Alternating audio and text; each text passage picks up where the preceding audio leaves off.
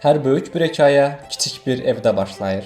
Bu hekayə Masallı'nın Miyankü kəndində 6 qız, 3 oğlanın böyüdüyü 9 uşaqlı bir ailədən çıxdı. Mübariz Mənsimov 1968-ci il mart ayının 22-sində Bakı şəhərindən anadan olub. Amma onun ailəsi əslən Masallı rayonunun Miyankü kəndindəndir. Mübariz atasının arzusu ilə Bakıda hərbi məktəbə daxil olur. Amma onu nə torpaq, nə də səma cəlb edir. Onun qisməti dəniz olur. O, gəmi kapitanı kimi yetişir. Lakin o bilmir ki, bir gün dəniz onun həm taleyi, həm də tələsi olacaq.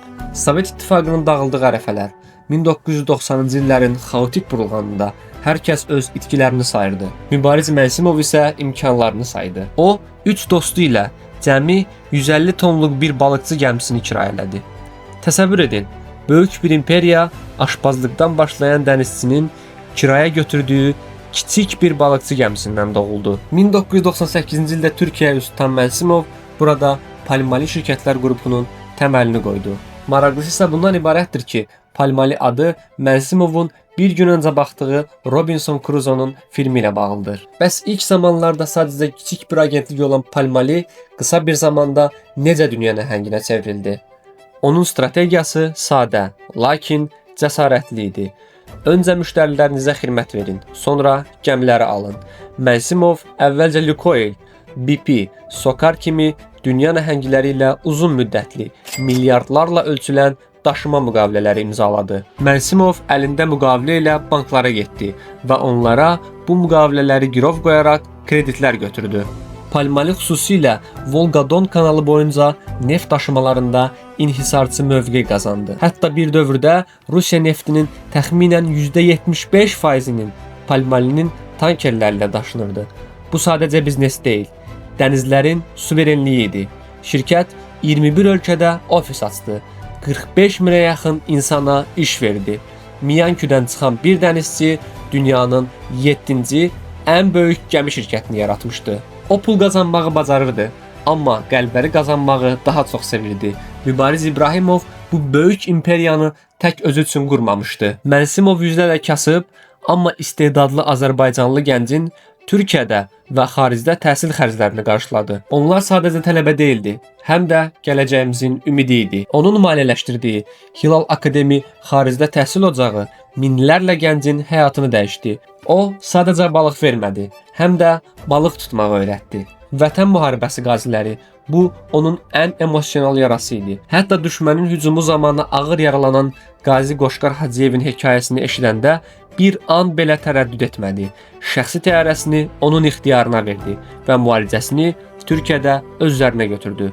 Ailəsi ilə birlikdə bu çətin günlərdə onların yanında oldu. Mənsimov ana və ata yurdu olan Masallı'nın Miyankü kəndi ilə əlaqəsini heç vaxt kəsmədi. Ailəsinə, qohumlarına və kənd cəmaatına etdiyi yardımlar saysız hesabsız idi. O etdiyi xeyriyyətçiliyin səs-küyünü sevmirdi. Onun üçün əsas gözü yaşlı bir ananın duasını qazanmaq idi. Bu onun üçün milyardlardan daha qiymətli idi. 2020-ci il mart ayının 15-i bir gecədə hər şey dəyişdi. Mübariz Mənsimov İstanbulda, evində həbs edildi. Bu həbs sadəcə bir xəbər deyil, qlobal bir şok idi. İttiham isə Türkiyənin ən həssas nöqtəsi olan Fethullahçı terror təşkilatına bilərək və istəyərək yardım etmək. Bu bir iş adamı üçün ən ağır damğa idi. İttihamnamədə ilkin olaraq 7 il 6 aydan 15 ilə qədər həbs tələb olunurdu. Bir imperiyanın sahibi indi dəmir barmaqlıqlar arxasında idi. Lakin əsl mübarizə zindan divarları arxasında başladı. Mübariz Mənsimov haqsızlığa və ədalətsizliyə etiraz əlaməti olaraq şəxsi azlıq aksiyasına başladı. Bu bədənin yox, ruhun üsyanı idi. O çörəkdən imtina edərək bu haqsız ittihamların və siyasi təzyiqlərin qurbanı olduğunu bütün dünyaya çatdırmaq istədi. O 43 gün Silivri həbsxanasında qaldı. Bu 43 gün onun və ailəsinin həyatının ən uzun günləri oldu.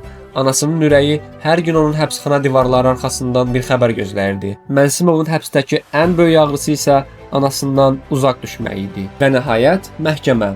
İlkin məhkəmə prosesində 5 il şərti cəza alan Mənsimov ölkədən çıxış qadağası və ev həbsi şərti ilə sərbəst buraxıldı. Amma azadlıq tam deyildi. Apellyasiya məhkəməsi həmin 5 illik qərarı qüvvədə saxladı.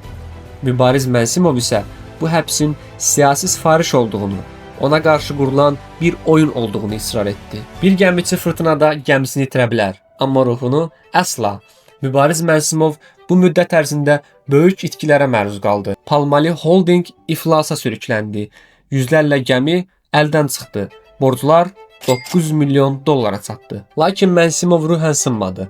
Həyatı boyu onun qanında axan mübarizə ruhu onu yenidən ayağa qaldırdı. O, Amerika və Avropadan olan nüfuzlu hüquqşünaslarla yeni əməkdaşlıqlara başladı. Nicholas Muzinlə şəklini paylaşaraq yeni bir şirkət quracağını elan etdi. Həyatı dənizin amansızlığı, zirvənin parıltısı və xəyanətin zülməti ilə yazılmışdı. Bu sadəcə bir iş adamının hekayəsi deyil, dastanın ikinci fəslinin başlanğıcıdır. Bəs sizcə bu dəfə Mübariz İbrahimov necə bir imperiya quracaq? Qəlbləri qazanan bu adamın hekayəsi sizdə necə bir təəssürat qoydu? Rəylərdə fikrinizi bölüşməyi və abunə olmağı unutmayın.